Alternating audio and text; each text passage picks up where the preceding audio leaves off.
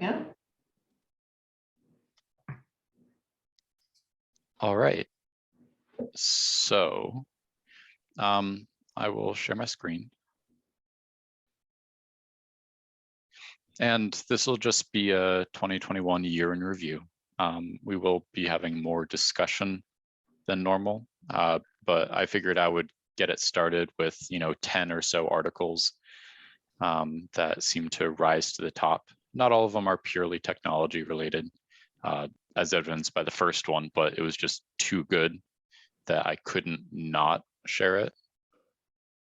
And as always, if you have a question or you want to say something, you can always raise your hand in the chat, or you can in the Zoom call, or you can type in the chat, and I'll only be talking for maybe 10 minutes or so.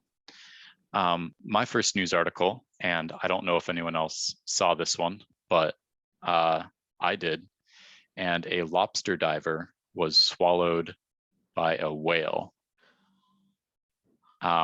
And he, not only were there news articles written about him, but he also did what's called an AMA, so an Ask Me Anything on Reddit, which basically means that thousands and thousands of people asked him questions like, how did you survive, or what were you feeling whenever you were swallowed by a whale? Some people just called him Jacob.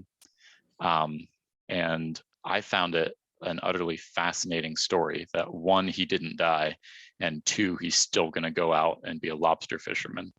So I wouldn't. I'm kind of like, if I get swallowed by a whale, I've used up my lease for being able to be in the ocean. But he didn't really feel bad and went back out. So that's strange. The next article is about Canon.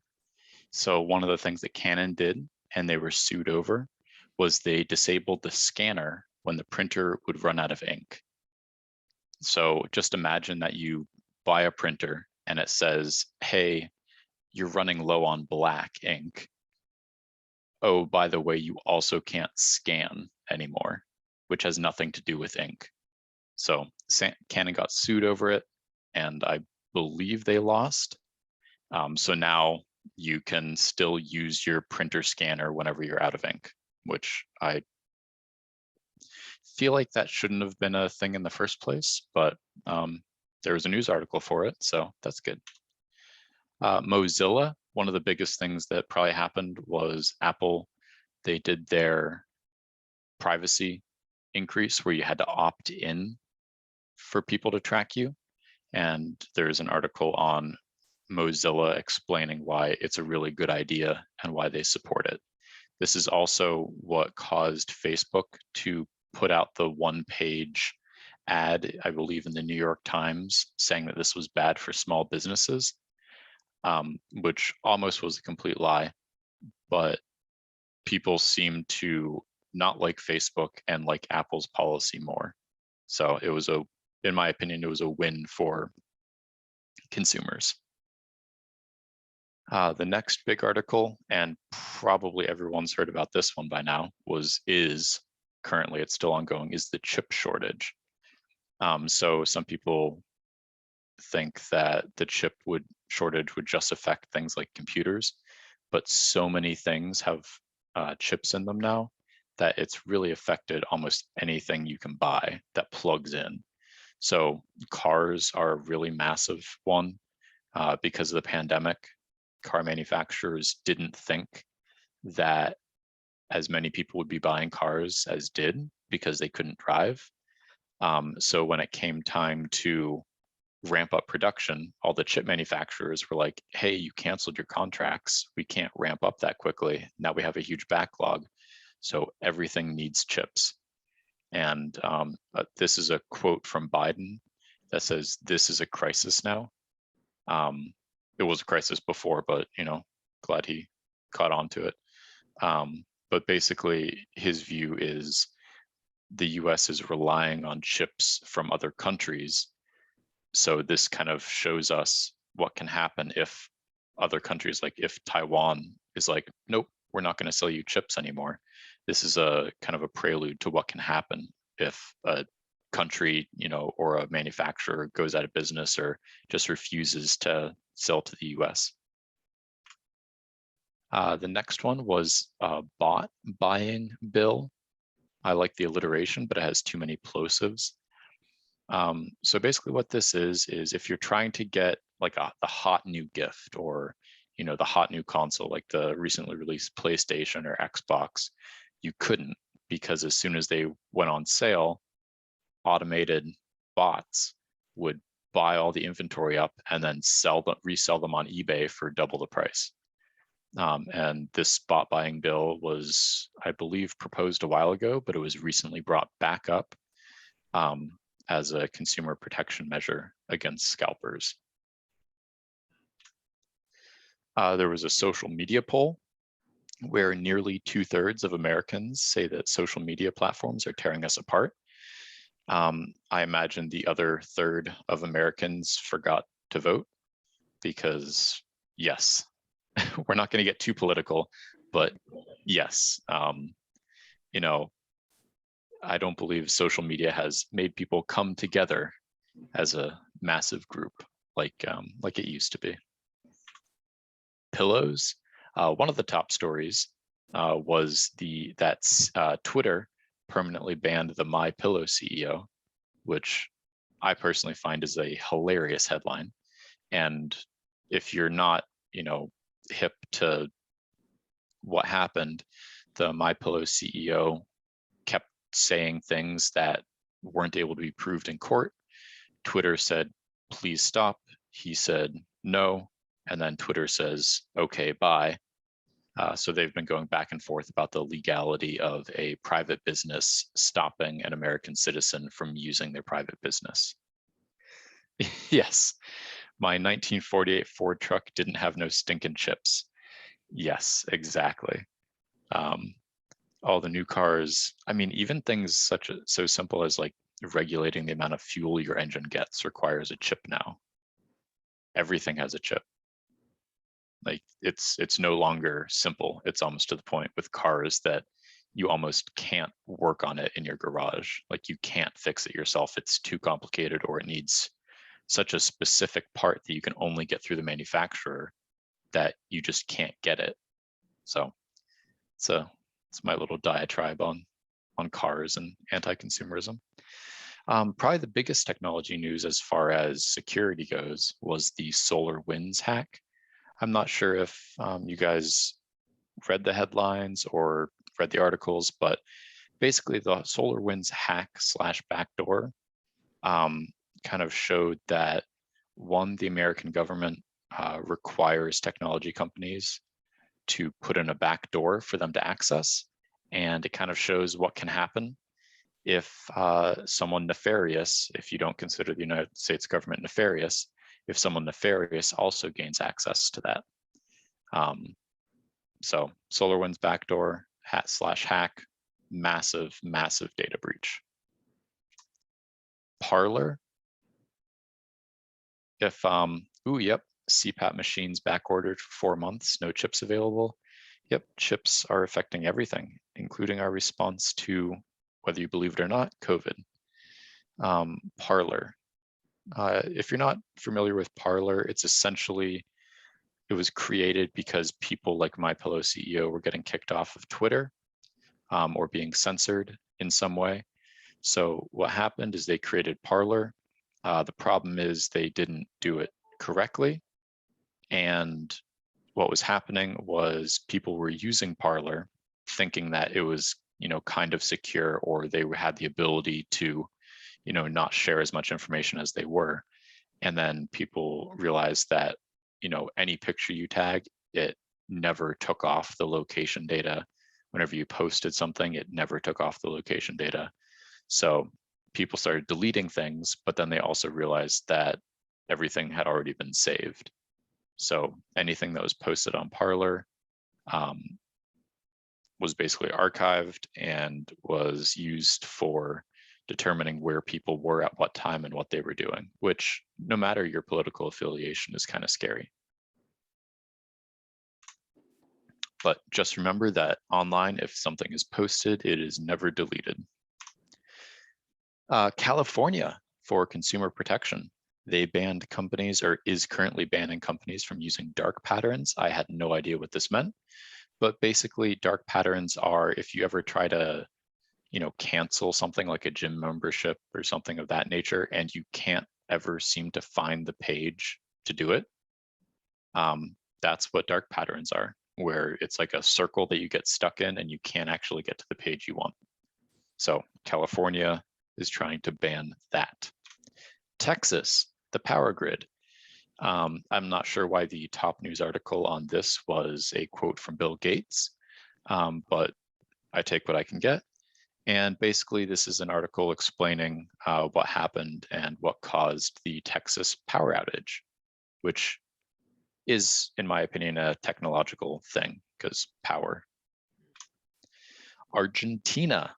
Earlier in the year, Google's domain for Argentina expired, and some random dude in Argentina noticed and bought the domain before Google could. This basically caused, for a couple hours, Google to not be accessible in Argentina. This is a reminder for you that if you mess up anything that you think is super simple, Google forgot to remember to sign itself up for its domain in Argentina. So Google forgot an entire country. So next time you forget a can of beans at the grocery store, it's really not that big of a deal. Space, the final frontier. Basically, this year in space has shown us how petty billionaires can be. If I was ever that rich, I don't think I could try to be this petty. But Elon Musk said Bezos retired in order to pursue a full-time job filing lawsuits against SpaceX. This is because SpaceX won a bid from NASA for something. I honestly don't remember what the specifics were, but Bezos thought his company should have gotten it, so he started suing everybody. A museum. This one was a funny article I found. It may offend delicate sensibilities, but basically, museums, a lot of paintings aren't exactly fully clothed people. And its TikTok account was banned because it was posting pictures of the paintings and the sculptures, and it showed nudity. So they started an OnlyFans, which I just find hilarious. NASA, more space. This is kind of cool. Will it impact our day-to-day lives? No, but NASA successfully flies a small helicopter on Mars. Kellogg strike. This one's also really recent. Mary also talked about it in the pre-warm up to the class if you were here early. And basically, people online are spamming Kellogg's job portal in order to support striking workers. If you're not sure what's currently happening, Kellogg's, the union of workers for Kellogg's, is currently striking for better pay, better working conditions, all that fun stuff. And Kellogg's in response said, okay, well, we're just going to hire new people. So they posted it on their job board, and people are just applying and filling up the entire system with absolute garbage. So they can't actually hire anyone efficiently. Not necessarily news, but these are kind of the new products that we've talked about. The Google Pixel 6, that's a cell phone. Apple iPhone, it's a cell phone. Apple Watch is the newest version of the watch. I'm sure it added something compared to the Watch version 5 and Watch version 6. I can't remember anything off the top of my head though, so no need to upgrade. Apple came out with their Pro M1 line, which the M1 is just probably one of the biggest changes in chip architecture in years. Kindle came out with their new Paperwhite in case you no longer want to use the library. And Samsung Z Fold 3 and Z Flip 3 came out, which are the foldable smartphones of the future, if you believe that kind of thing. So anyway, that, I believe, was all the stuff I was going to talk about. So I'm going to stop my share. And we can discuss any of that. People can talk about other things. all that fun stuff. Any of the articles surprise you, Mary? Well, I'm still getting over the Lobster Guy. That's pretty amazing. And talk about what he was, so that was an online answering any and every question? Is Yeah, that? so that was an AMA. So that's an Ask Me Anything. And I will just pull it up.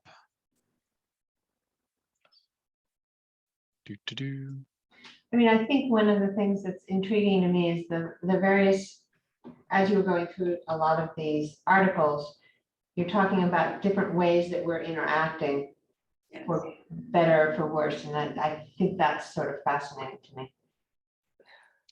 Oh yeah. So in an AMA, I thought it was an American Medical Association, but Well, I'm sure it is that as well. Are you guys able to see the article? yes, staff Okay. photos of the week. Oh, I was completely inside. Lobster Diver swallowed. That's amazing. So in Provincetown, a little before 8 a.m. on Friday, he got swallowed, and this is him in the hospital. But if we look at this website, this is his AMA, which is Ask Me Anything, where people are, poking fun at him and asking him questions. So, hey, Jacob, how are you? He replies, tired. What's your second craziest diving story? And he encountered the corpse of a missing person. So basically, he's just kind of going through and answering all these questions, which is linked in the slideshow. So you can read all of them if you want. But what happened to you after you got out? Were you able to swim? And he said, my mate pulled me out of the water back onto the boat. Thankful he was there. So he just kind of goes through, and the thing I noticed out of this is he's incredibly straightforward and down to earth. Mm-hmm. And he really doesn't like the attention. Well, I know this is Joanne. I think it's important, in terms where the source is coming from. Actually, I guess Cape Cod Times is pretty reliable, but in terms of other things that get circulated, sometimes I'm not talking about social media. I'm talking about legitimate news sources. Sometimes I wonder about the truthfulness of everything that's covered. Do you know what I mean? So I was wondering if there's somewhere you can actually make sure that, I'm sure this guy was swallowed by the whale, but in other things, how things get circulated and you think it's kind of a reliable source and then it turns out not that reliable, or people are premature in posting something up and that sort of thing. Do you have any ideas about? Oh, definitely. So John put in chat Snopes. Snopes is a good website to check. Fake Spot is decent at certain things. But a lot of times you can't really be certain, because what will happen is a local news article will come out, which is picked up by a larger news organization, which is then picked up by a larger news organization. And because some other news organization, is posting it, other news organizations think it's quote unquote vetted for accuracy, and it will just keep propagating. The other thing that you really have to watch out for is just reading headlines, which I'm definitely guilty of. Because sometimes in the article, it will completely refute what the headline says. But the headline is clickbaity, so you want to click on it, you want to learn about it. And then in the article, it's actually like, oh, well, no, never mind, this didn't actually happen. But, and they'll give some other information. Yeah, so there's no real good way, unfortunately. You have to find something you trust, and even those trusted sources can be wrong if they don't properly vet an article or vet a source. And that's kind of why 2/3 of people said that social media was tearing the country apart, because one side gets information from one source, one side gets information from the other source, and they do not always agree on what the outcome is on any given question. Tim, do you feel like because of the speed of technology and the ease of access, do you feel like the burden of verifying information is falling more on the individual? Yeah, so I mean, there have been a lot of articles ironically written about this, since we're talking about articles not being right. But what tends to happen is you get paid per clicks. You kind of used to, in the olden days, more get paid per word. Now, people are more concerned with pumping out more. So they're concerned about quality, not quantity, in order to earn a living. So yeah, it's a worrying trend. We have a question about, sometimes I verbally talk about an item, and then when on my computer, I see ads for that item. Is that a coincidence, or is data being collected from audio on my computer? The cynic in me says that data is being collected, but various researchers have tried to find it. And at least in New Hampshire, I believe, we sued Amazon because they were recording people who couldn't give consent. So like children, for example. So on your Amazon, Alexa devices, if you don't think they're recording you or listening to you at all times, you're lying to yourself, because you say, "Hey, Alexa," if it wasn't listening, there's no way for it to hear that you're saying that word to get its attention. Ideally, and what they say they do, is they listen all the time, but they only, once you enter that keyword, then they start, kind of recording you and taking the information. You can believe whether they do that or not. But I will say, and one of my favorite comments or news articles of all time, and I've told this story before, but is about Target. So Target basically figured out how to tell if someone was pregnant based on their buying changes, their buying decisions. So what happened was, if you signed up for an email or a news article or a newsletter from Target, you would start seeing, like, in the middle, which is the big stuff, the stuff that they think you'll really care about. In the middle of it, you would start getting ads for diapers and formula and cribs and stuff like that. And it was freaking women out, because how did Target know that? Target would actually send these out before people knew they were pregnant. And it was just because of their analytics. They just knew, if someone normally buys X and now they're buying double the amount, or maybe they're changing from X to Y, it's a sign that they're pregnant. And it freaked a lot of people out, but it's just amazing what you can do with analytics. So let's say you go on a local humane, like a dog rescue website. They know that you went on that website. Now, if you, with your phone, because they can tie you to your phone, if you then go to a Petco, they know that you're interested. And then what happens if you then go to your family member's house? Well, now they know that someone has shown an interest in dogs, someone went to a physical store, and someone then went to another location.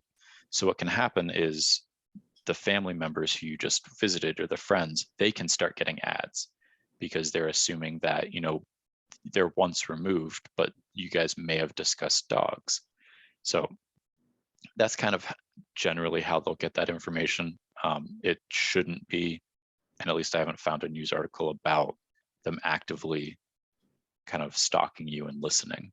But definitely anything you type or any place you visit, the corporations know, and they add that to your ad profile.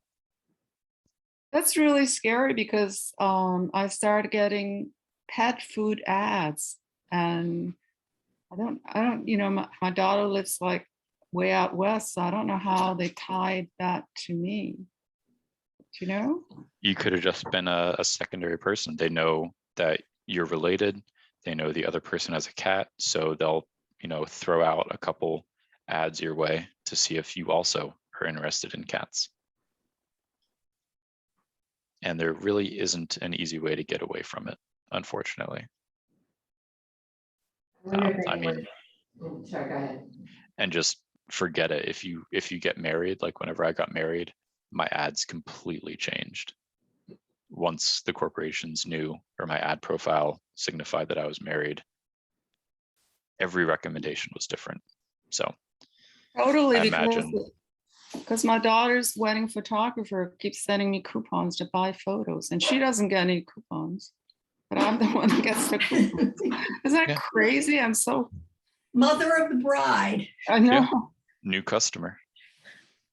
I want to ask you, do you think Mac Rumors is reliable? And because that's, I know they always have a caveat about XYZ, but do you think there's some validity to things that set up Mac Rumors? Yeah, I mean, I've used them for years. I remember they had like not a newspaper, a magazine, I think, for a while that they put out in conjunction with Macworld. But yeah, they've been around a long time. They'll label anything that's like a real rumor. And they'll mark it as a rumor. But yeah, I mean, they're generally pretty accurate, and they're large enough that they actually do get some scoops ahead of time. So Tim, the one thing that you did include something about Facebook. And I don't know if you saw the recent articles about Facebook getting sued because there's information that they knew about the danger of Instagram and Facebook on young kids, but this whole new universe that he's trying to create. The metaverse. The metaverse.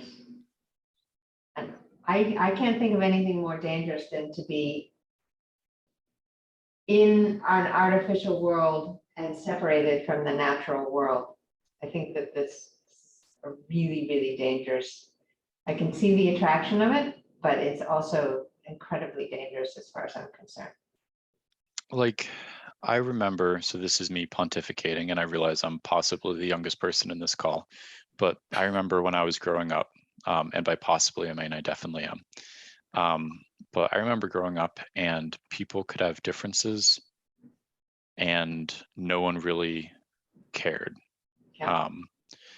But what seems to be happening with places like Facebook, and what the reason why they do this is to drive engagement, drive traffic. But if I do a search result and someone else does a search result, they will get completely different,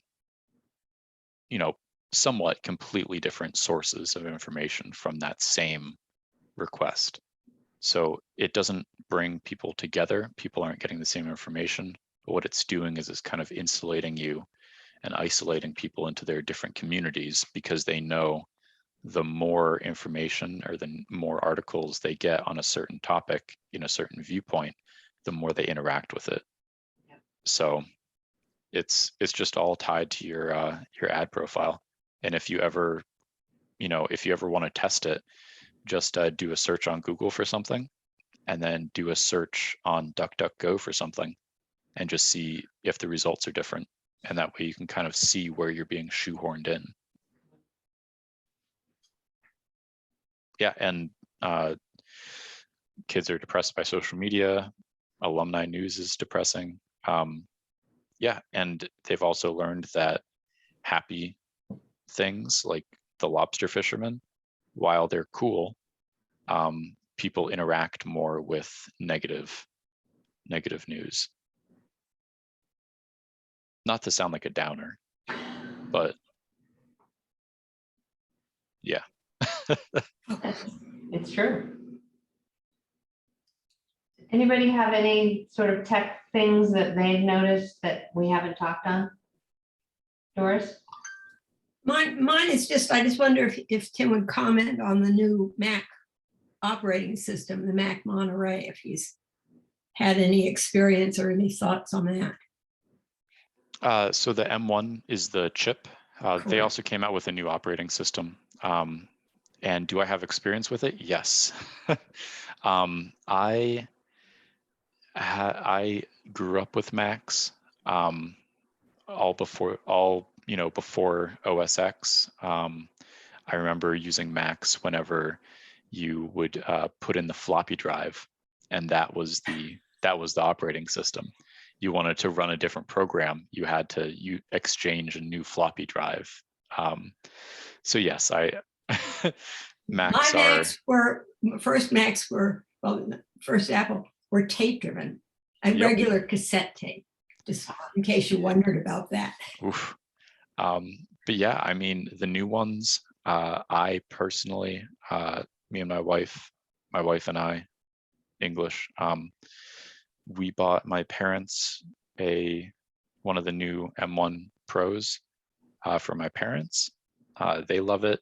I bought one, or work bought me one, and I love it.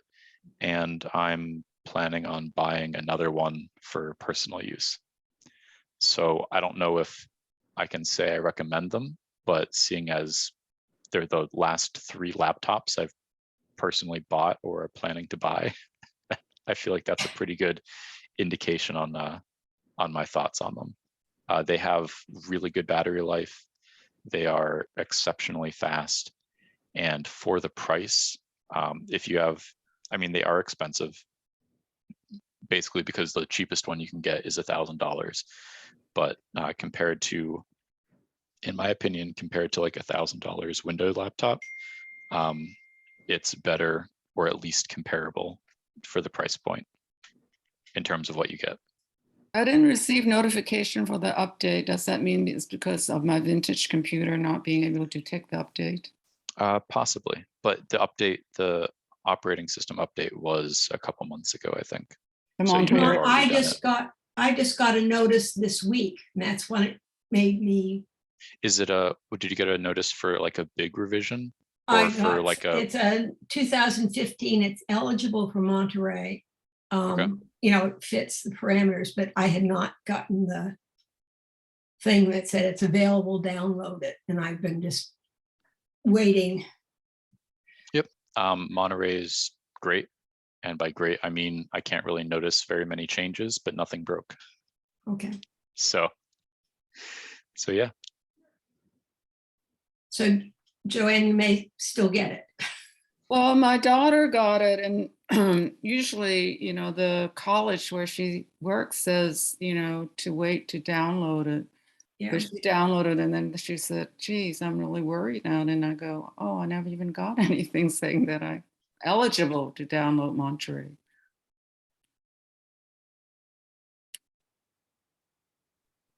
So how do people, I mean, how much of your life is touched by tech?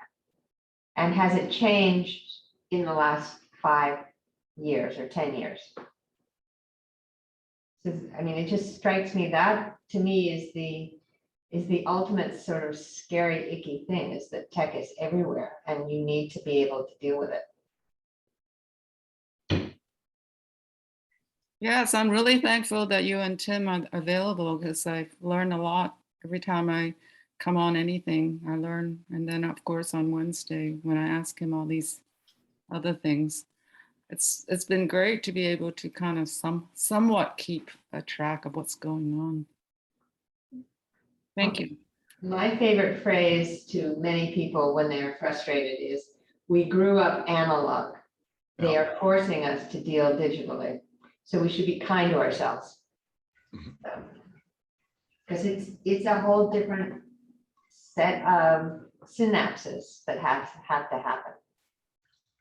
I guess if I could comment, I guess my adoption of technology is varied. I do Zoom. I like Zoom. I like using my cell phone, my mobile phone. However, when a company will ask me, and what is your mobile phone number? I say, I don't have one. And if they say, I'll text you the information, I'll say, I'm sorry, I don't text.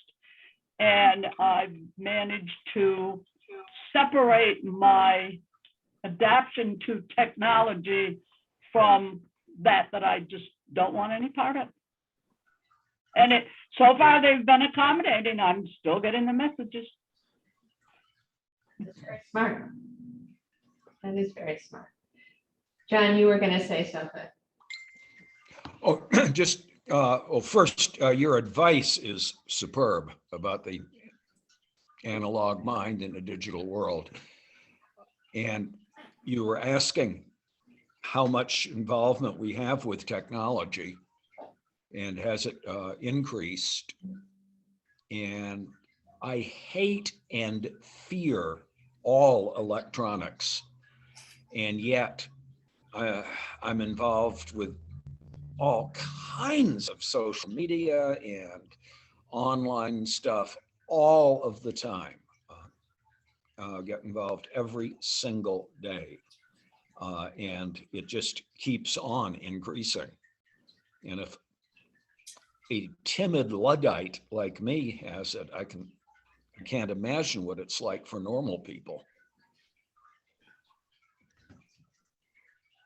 I like it also though, because it gives you opportunities you wouldn't have otherwise. I'm taking a lot of online things and I'm learning a lot that I probably won't be able to access otherwise.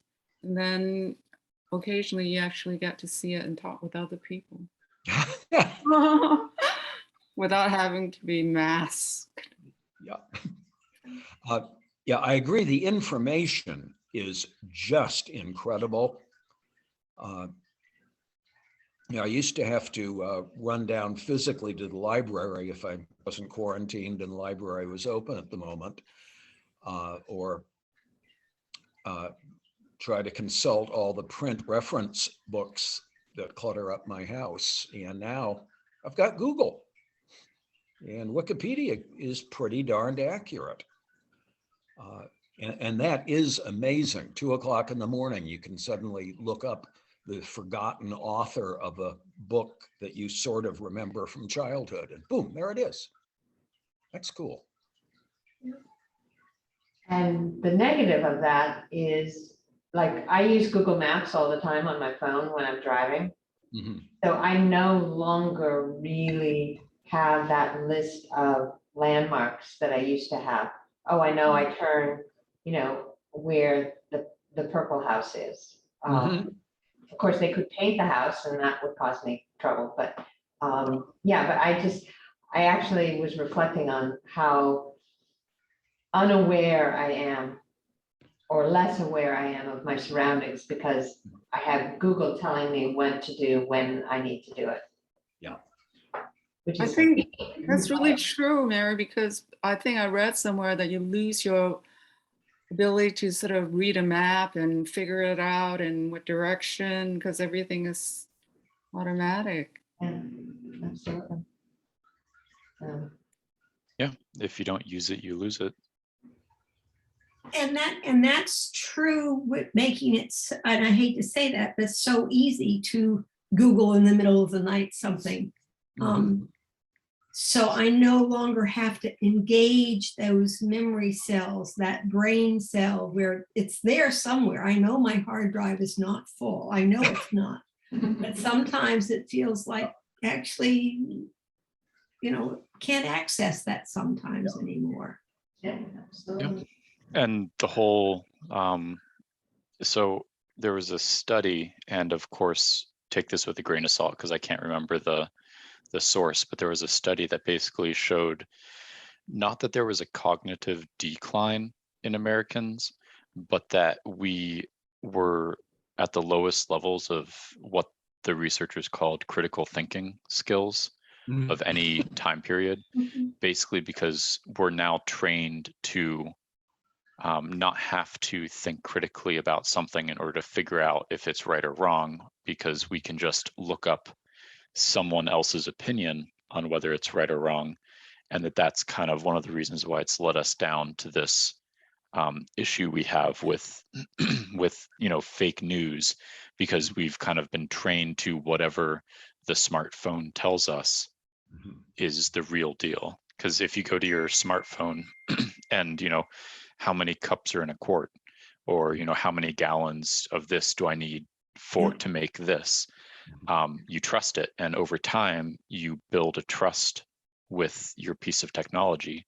So whenever that technology also provides you information that is incorrect, you're just trained, you've trained your brain to immediately think that it's true. And you've kind of lost the whole step back, pretend you're talking to the rubber duck in the corner of the room, and does it sound insane? Well, it's probably not true. We've kind of lost that rationalization. Not lost it, but it's gone down a little bit. So technology is absolutely wonderful, but at least for me, I have never been good at remembering certain things, names, dates, places. Can't remember it. I can remember exactly what happened in World War II. If you ask me even to guess, like if you gave me like a 30-year span of when World War II was, and I had to guess a date, I would probably embarrass myself. But that's because I also no longer need that information. If I need to know a name or a date or a place, I just Google it. Well, recently I tried to Google the conversion of gallons into metric, and I found that impossible because of the milliliters and then the containers and then the measuring cups. I was like, this is ridiculous. I'm trying to do this and I can't figure it out how to do this. But along with that, I think we're losing emotional intelligence also, beyond cognitive. Oh yeah. I mean, people can get a lot more vitriolic online than they would ever be in person.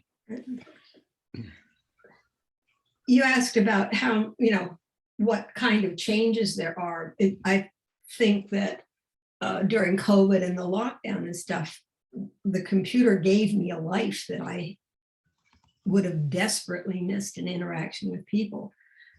I got in contact with a lot of students that I was active with on Facebook. Here's all this whole world of ex-students, and they're great men now and all this kind of stuff.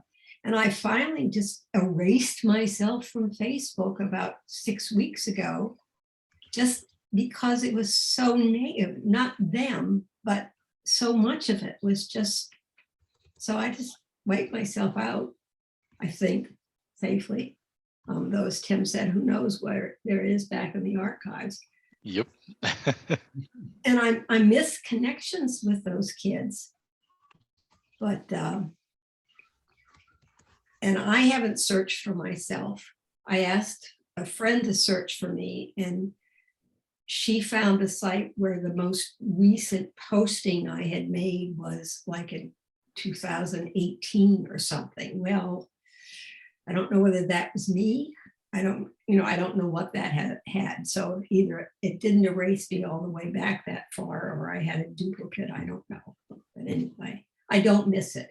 I don't miss the time I was spending. I just miss the people. Yeah, definitely. And it's part of the reason why Facebook is not going away ever, in some form or another, just because it reached that critical mass at the right time. It destroyed MySpace. Google gave a half-hearted attempt, but so many people were on Facebook that if you're going to converse with old college friends or old acquaintances, Facebook is where that information now resides.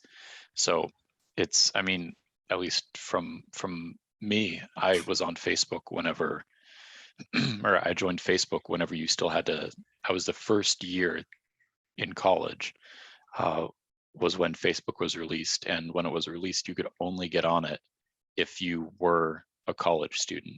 If you had a college sign up, and you had to sign up kind of through your college, almost, you had to basically prove that, you know, you have the school's email address, you can sign up for it. And I thought it was the best thing ever because it was awesome. And then it slowly got, you know, tried to expand its reach, and it did. But it has that critical mass. So if someone is doing like a wedding planning thing, it's now a Facebook group. So if you don't use Facebook, you're not a part of it. So you're the other, you're outside of the group.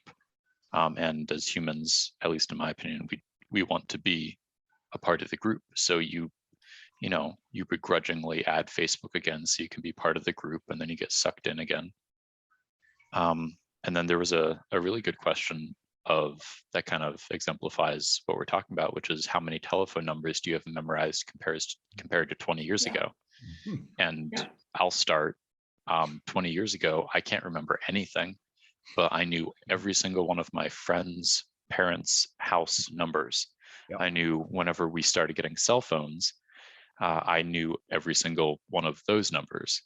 And today I remember maybe 3 telephone numbers, 4 telephone numbers. Everything else is just saved in my phone. So what's everyone else? The same. Yeah. You know, But I remember all of my old home numbers. Yes. Yeah.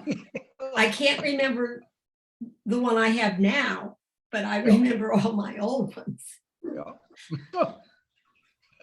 But I live in Mount Vernon, and I have an old little leaflet telephone directory that was printed in 2003. And it is utterly amazing the number of residents that I've known for many, many, many years. Their landline is still that phone number. Yes. Yep. You go, oh, I wonder what Al's doing. Let me see. I look up the old phone number, and they answered the phone. And it is utterly amazing. Yeah. Well, speaking of that, actually, somebody tracked me down. I'm not on Facebook, and I was kind of impressed how they did it from, eons ago. And actually, I remember who they were. That was even more. I was wondering too, when now you look at white pages, you often can't find somebody's numbers. Yeah. I think that's partly because a number of years ago, the suggestion was you could say to them, I don't want to be listed there. And so I think they have many fewer people, and many fewer people have landlines, and that does not index cell phones. All right. But also the accuracy, if someone has moved 20 years ago and they're still listed there or something, it's kind of weird. Yeah. Yeah, and a big part of that is getting away from, spam calls, and spam calls can be, I don't want to lump them in, but, all the political calls, all like Red Cross, blood drive notifications, they used to use regional landlines, and now they kind of can't, because even if you do have a landline, you have the option to not be on it. So you don't get those annoying calls right in the middle of dinner every single night for, car auto insurance, or, hey, this is a fake call from the IRS. We see you owe us money. If you're not listed, you have a less likelihood of getting those spam calls. So a lot of people are no longer listed anyway. Does the do not call list still work? I don't think it works, does it? I mean, some people will say it works. Other people realize that's a lie. I think the spammers use the do not call list as a phone directory. Yeah, and I mean, the problem is like I mean, I could definitely be wrong, so someone feel free to correct me, but I believe the do not call list is kind of only enforceable for United States-based companies. Mhm. So all they need to do is, set up a shop in Argentina, because Mhm. Argentina was listed, and call from there. And then they really don't have any repercussions. If they get enough complaints, then they just change to a different call center in Paraguay. And then the spoofed numbers. Yeah. So I'll get calls from an area code 603-924 number, and I assume it's the neighbor whose phone number I've forgotten, and I answer, and nope, it's a spam call from Venezuela.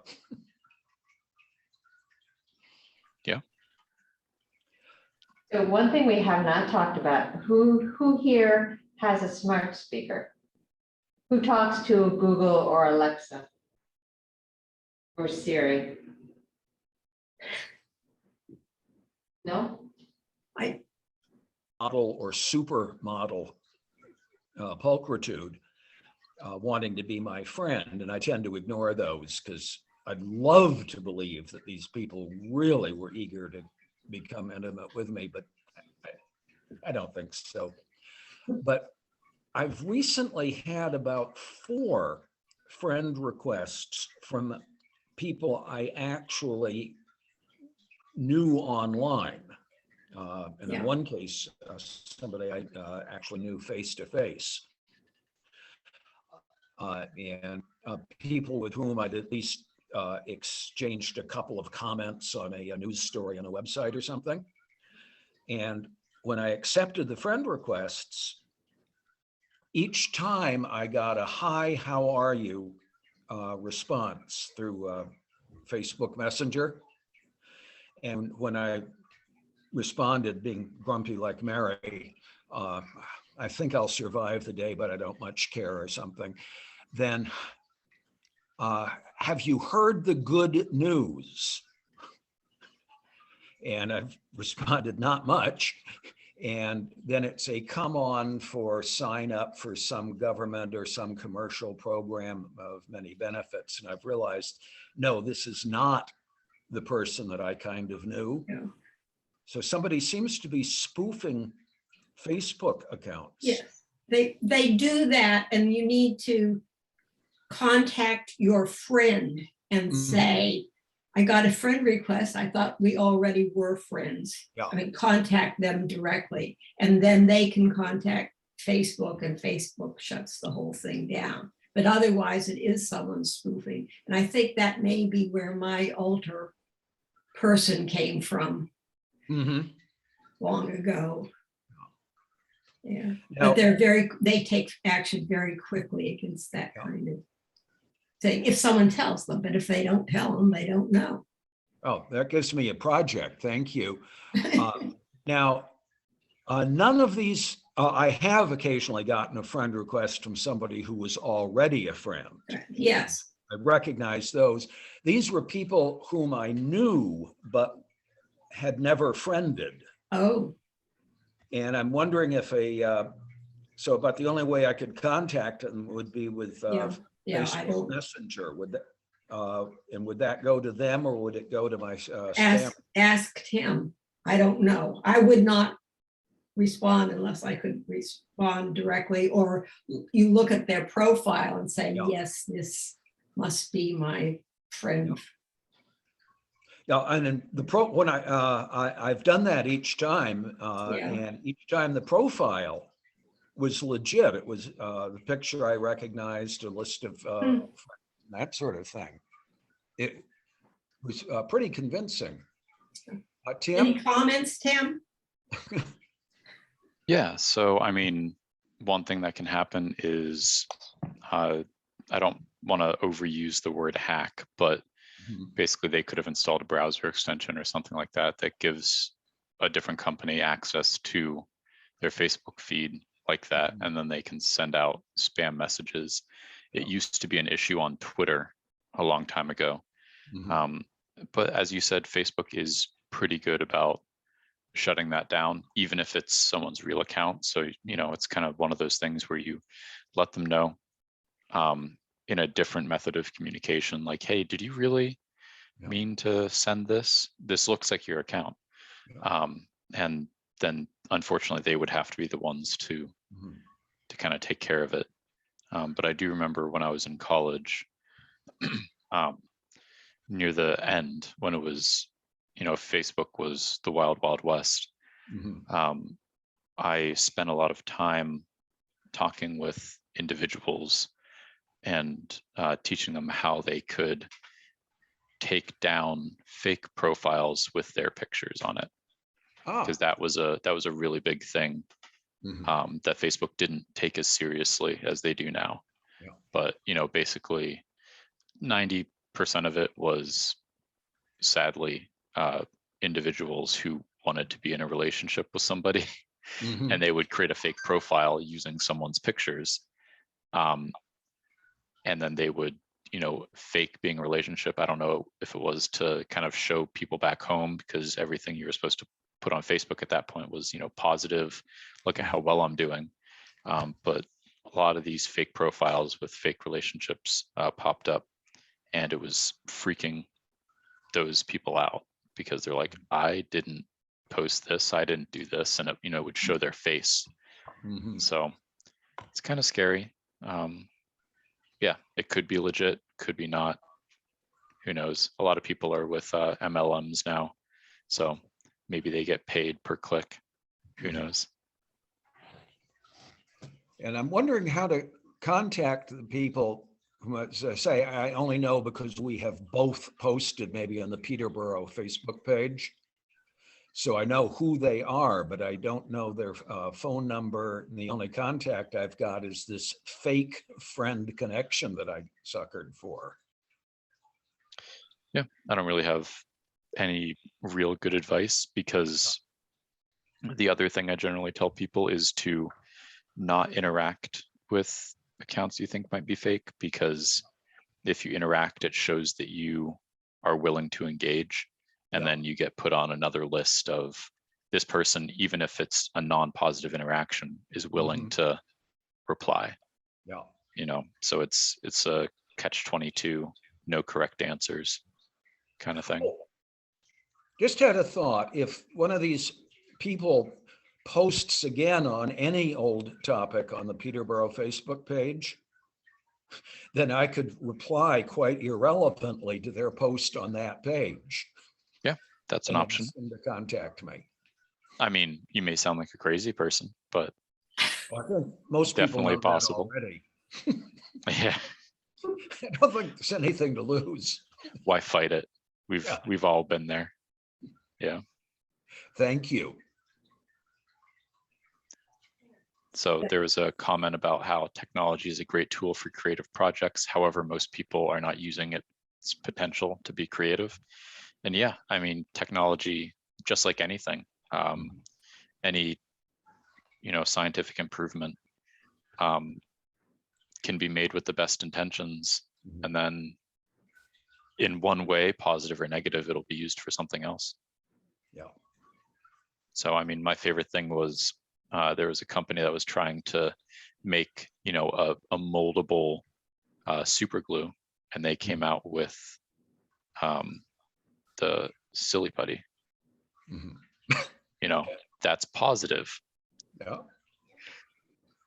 People were trying to do a medication to help children with some issue, kind of have a better blood flow to their heart after being born. And now that's a little blue pill. So I guess you could say that's positive too. But, a lot of things are made with the best intentions and are negatively used down the road. I just think it's really interesting how, I mean, Tim, you're right, you're the youngest person here, but the rest of us grew up with a technology that involves, well, I don't have a book with me. I can't believe I'm in the library and I'm sitting here without a book. But that was our technology, and that sort of created our lives, to better or for worse. And I'm thinking about the book that we read at the last book group, but that technology has been superseded by the digital technology, and it is shaping generations. It may feel uncomfortable for us, but it may be completely appropriate. I don't think so, but I'm willing to give it a, a possibility that it could be completely appropriate for next generations. Yeah, I mean, no matter what we do, it's easier to post something online than it is to print something. So we're all about fast delivery now. So as a medium, it's changed. Well, anybody else have, so maybe we should end since we've been very sort of Negative. upset. Yeah, thank you. I was trying to avoid that word, but yes, negative. One thing that you really appreciate about technology.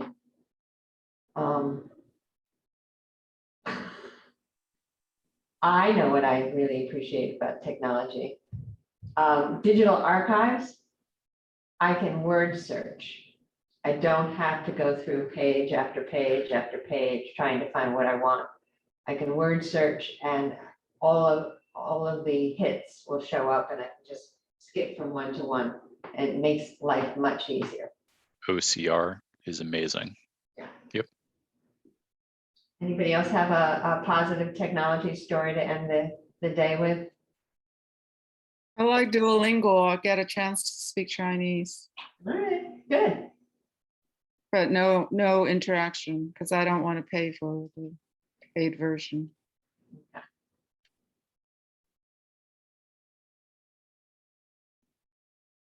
John, you're muted. Oh, that's all. And the other thing I appreciate is since the Wellness Center is closed, I get to do a different exercise. I can just pick out whatever I feel like doing. There's a galore of things available online, so I appreciate that.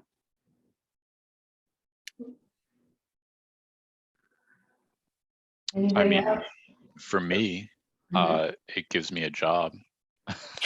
Yeah. So I'd say that's positive. And the social connection. Yes. Once I finally figured out how to use Facebook Messenger, it really is nice to be able to have chats with the whole variety of friends, and rather than sitting down and writing a letter and waiting a week for them to get it, read it, and reply. That really is good. Hate to admit it. Eileen, Ronnie, Doris, do you have any last parting thoughts about positive technology?